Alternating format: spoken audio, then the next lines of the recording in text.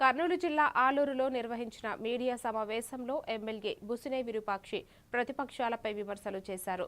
ప్రజా సమస్యలు, అభివృద్ధి అంశాలపై ప్రశ్నిస్తే అణిచివేతకు పాల్పడుతూ అన్యాయంగా కేసులు పెడుతున్నారని ఆరోపించారు.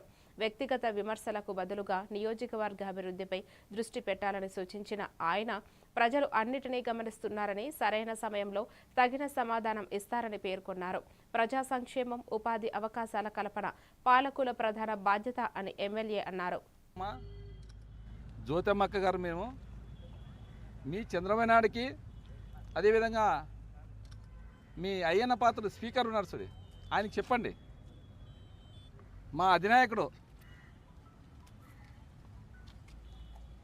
మాకు అసెంబ్లీలోకి వస్తే టైం కావాలంటున్నాడు. మీ స్పీకర్ అయ్యన్న పాత్ర ఏం చెప్తున్నాడు? మీరు ఒక ఎమ్మెల్యే, సాధారణ ఎమ్మెల్యే ఇచ్చేది 2 నిమిషాలే, వస్తేరా పోతే పని లెక్కలో మాట్లాడతారు.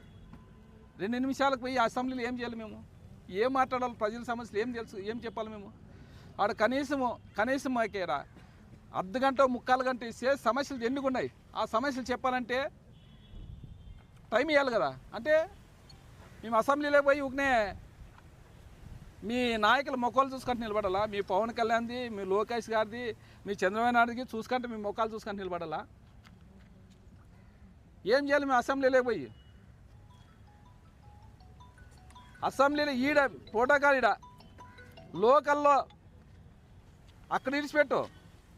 అసెంబ్లీ యొక్క మీ నాయకులు అట్లుంది. ఈడ నువ్వా ఒక వార్డు మెంబర్ కానీ పోటీ చేయలేదు.